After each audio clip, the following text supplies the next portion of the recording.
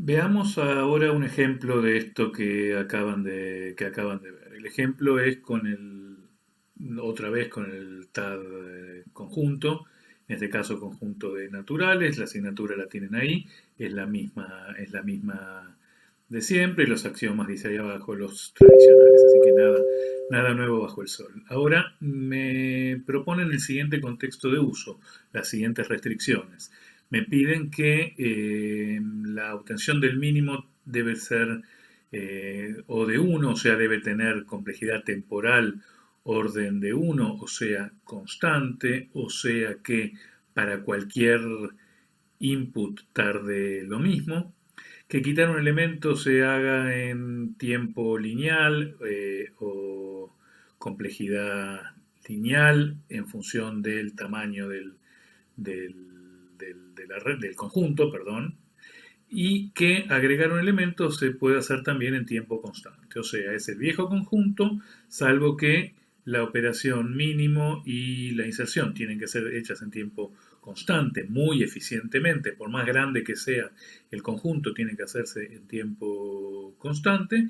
Y para quitar un elemento, puedo permitirme mayor complejidad. ¿Cómo lo harían? No es el objetivo de esta parte pensar estructuras de datos para hacerlo eficiente, pero ya que estamos, paren el video y piensen un cachito cómo lo harían. Si ya volvieron de pensar un poco, les digo mi solución, que como les decía recién, no es importante en este momento la solución precisa. Pero bueno, dado que el mínimo tiene que hacerse en tiempo muy eficiente y el agregado también, la idea de tenerlo ordenado para que el mínimo sea fácil de acceder nos sirve porque si lo mantenemos ordenado, agregar es costoso, como vimos antes. Entonces, lo que se nos podría ocurrir es decir, bueno, mantengamos el conjunto de cualquier manera desordenado, pero el elemento mínimo lo tenemos accesible de alguna manera especial. Por ejemplo, tenemos una variable aparte donde tenemos almacenado el mínimo. O si la implementación principal es con un arreglo, un índice, además del índice al último, el puntero al último elemento, un índice que me diga dónde está el mínimo, eso permite que tanto la obtención del mínimo como el agregado, que es en cualquier orden, en cualquier lado, se haga en tiempo constante. Cuando quitamos un elemento, sin embargo, dado lo que estamos diciendo que queremos mantener, puede suceder que tengamos que recorrer toda la estructura para encontrar el elemento que queremos eliminar y más aún si el elemento que estamos eliminando es el mínimo, tengamos que recorrer toda la estructura para buscar el nuevo mínimo. Las demás operaciones se las dejo para que la piensen, pero como igual no tienen restricciones, no habría problemas. Dicho esto, que más adelante vamos a ver cómo se escribe una solución así, vamos a lo que estamos ejemplificando ahora, que es la interfase. Bueno, en la interfaz, en la parte de servicios exportados, ponemos todas las operaciones que exportamos, pero en este caso son, creo, si no me equivoco, son todas las de la asignatura, y para cada una decimos las características que venían viendo recién con Emanuel.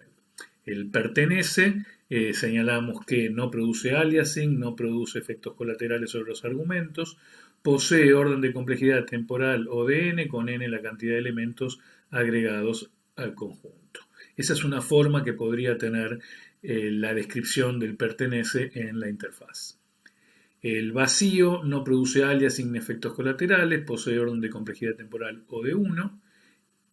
Agregar vacío es crear una instancia vacía. Agregar no produce aliasing, modifica colateralmente el conjunto de argumentos, posee orden de complejidad temporal o de 1. ¿Por qué modifica colateralmente el conjunto de argumentos? Porque es una operación que yo le doy como parámetro un conjunto, por ejemplo, representado a través de un arreglo, como veníamos sugiriendo recién, pero podría funcionar esto también con una secuencia, y el conjunto que entró como parámetro también resulta el conjunto de salida, así que se modifica el conjunto argumento.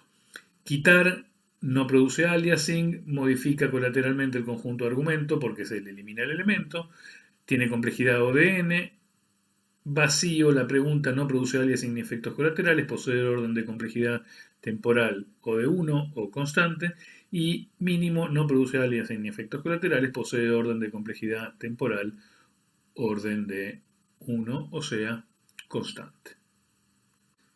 Vamos a ver ahora en lo que queda de este video una cuestión más bien formal, pero no por ello menos importante. En esta parte de diseño de estructuras donde estamos pasando, como dijimos hace un rato, del mundo declarativo al mundo imperativo, del mundo funcional al mundo imperativo, nos van a aparecer algunas cuestiones que tenemos que resolver desde el punto de vista formal. Fíjense lo siguiente, en la interfaz de una operación como pertenece, yo quisiera decir cosas de este estilo. La operación pertenece, toma un parámetro de entrada C, que es un conjunto de naturales, toma como parámetro de entrada un natural N y da como resultado un resultado res, que es del tipo bool. La precondición es true, no hay ninguna precondición, es otra forma de decir eso. Y la postcondición, lo que podemos garantizar al terminar esta operación es que la variable res es observacionalmente equivalente a esta expresión lógica, n pertenece a C. El número n pertenece al conjunto C. Ahora bien, ¿encuentran algún problema acá? Piensen un cachito y vuelvan, y si no se los digo yo. Bueno, el problema que estamos encontrando acá es que estamos mezclando dos mundos. Estamos mezclando, por ejemplo, en esta expresión, res es igual observacionalmente a esta expresión lógica, estamos mezclando variables del mundo imperativo, digámoslo así, con conceptos del mundo funcional o declarativo, como por ejemplo la igualdad observacional, que es una igualdad entre tipos entre instancias de un tipo abstracto de datos. Tenemos que resolver formalmente esta cuestión. Que tiene que ver con la relación entre los valores imperativos y los valores lógicos que ellos pretenden representar. Si el lenguaje de implementación es diferente del lenguaje de especificación, que es lo que nos está sucediendo ahora, tenemos que tomar cuenta y vincular esos dos mundos, el de los valores de que pueden tomar las variables imperativas con los términos lógicos que provienen del lenguaje de especificación o del lenguaje más abstracto. Y lo que vamos a ver ahora es tratar de vincularlos justamente para zanjar esa brecha fundamentalmente formal. Esta brecha la vamos a saltar a través justamente de un mecanismo formal que nos va a permitir, construido para saltar esa brecha. Es una función o un operador funcional que, dado un valor del mundo imperativo, lo va a vincular, nos va a devolver el correspondiente valor desde del mundo más abstracto que está modelando. Eso concretamente tiene la forma de un operador funcional, este sombrerito que ven aquí, que como dice la definición es algo que va del género imperativo en el género teórico, digámoslo, en el género declarativo, para asociar uno con el otro. Entonces, usando este operador, vamos a poder escribir algo que cierre del todo bien sintácticamente. La misma expresión que habíamos escrito antes, ahora le vamos a poner a las variables este sombrerito para hablar del mundo correcto. La variable res, que es una variable del tipo booleana, se refiere a un objeto booleano que tiene que ser equivalente observacionalmente a esta expresión también del mundo declarativo, que dice que la variable, el número natural representado por n, pertenece al conjunto de naturales representado por la variable imperativa c.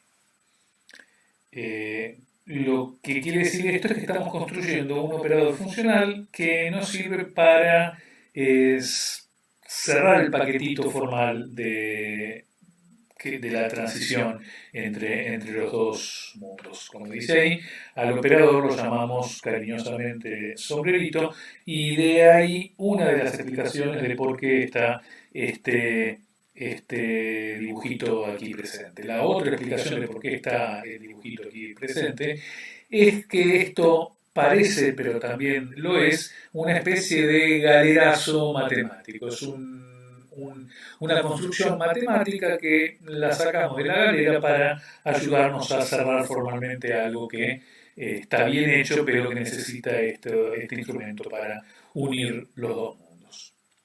De esta manera, la interfaz completa o casi completa de nuestro conjunto en esta ocasión va a tener todos estos sombreritos en los lugares donde va. Por ejemplo, en el pertenece, en la postcondición del pertenece, en la postcondición de la construcción del vacío, que dice que el conjunto representado por la variable res, que en este caso es un de tipo conjunto, es equivalente observacionalmente al conjunto vacío. Esto no necesita sombrerito, esto es una expresión del tal conjunto, mientras que esto es una variable imperativa.